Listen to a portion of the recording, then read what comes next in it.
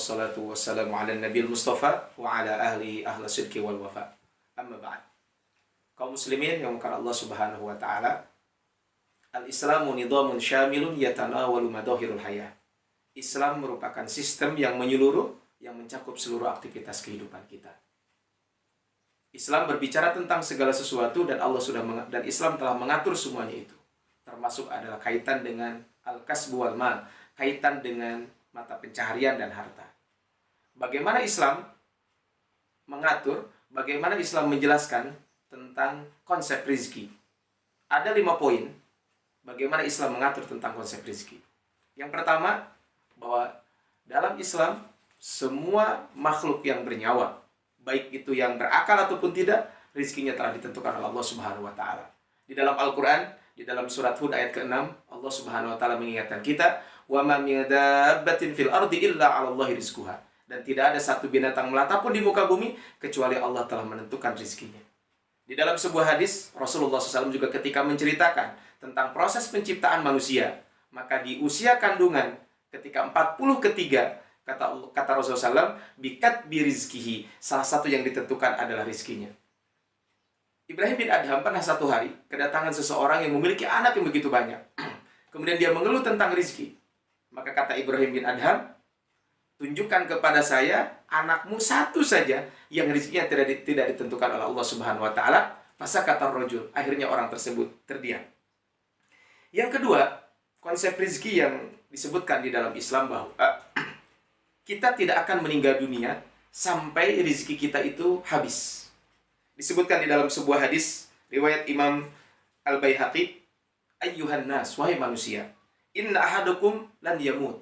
Sesungguhnya salah seorang di antara kalian tidak akan meninggal dunia hatta yastakmila rizqahu, sampai rizkinya itu telah sempurna, sampai rizki itu telah habis. Fala tastabti'u fir rizqi, maka jangan merasa terhambat kaitan dalam mencari rizki. Ittaqullah, bertakwalah kalian kepada Allah Subhanahu wa taala, ayyuhan nas, wahai seluruh manusia. Wa ajmilu fit talab, tetapi dalam mencari rizki, carilah rizki dengan cara yang baik. Ambil yang halal, tinggalkan yang haram. Kemudian yang ketiga, konsep rizki di dalam Islam itu adalah bahwa hakikat rizki adalah apa yang kita konsumsi, apa yang kita manfaatkan. Sementara yang kita kumpulkan, itu belum tentu menjadi rizki kita. Makanya dalam sebuah hadis, Rasul juga menyampaikan, yaqulu ibnu Adam mali mali. Anak cucu Adam mengatakan, hartaku, hartaku. Qala wa hal laka ya ibnu Adam min mali. Kemudian dikatakan, wahai anak cucu Adam, memang apa hartamu? Illa ma akalta fa afnaita. Harta kamu adalah apa yang kamu makan. Dan yang namanya harta yang kita makan, maka lama-lama akan habis. Kemudian aulabista fa ablaita. Atau yang kamu pakai, dan pakaian yang kamu pakai itu adalah lambat laun, ujung-ujungnya akan rusak juga. Am tasaddaqta fa amdaita. Atau yang kamu sedekahkan, itulah yang akan kekal.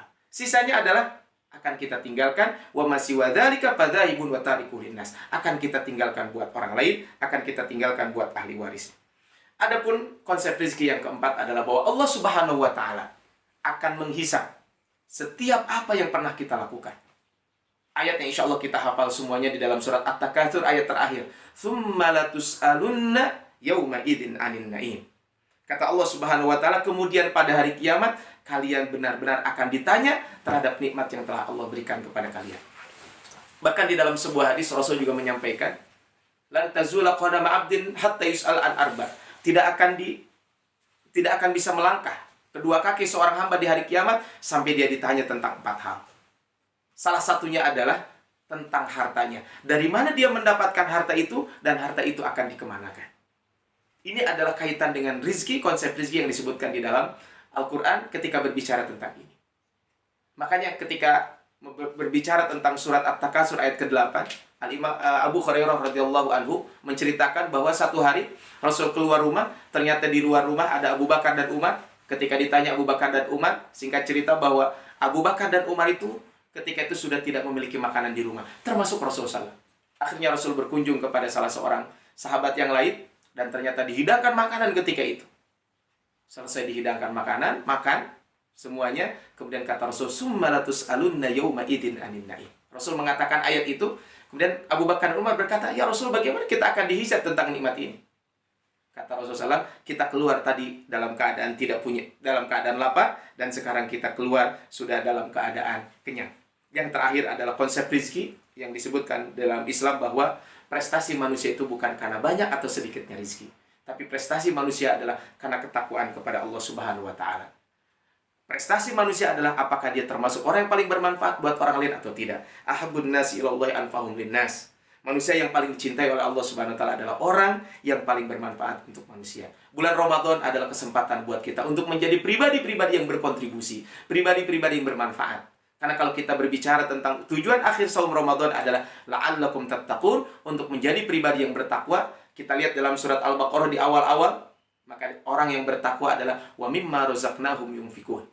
Di dalam surat Ali Imran ayat 133, ketika berbicara wasari'u ila magfiratin min rabbikum, kita disuruh untuk bersegera menggapai ampunan Allah Subhanahu wa Ta'ala. Wa jannatin arduhas samawati wal ard. Surga yang seluas langit dan bumi.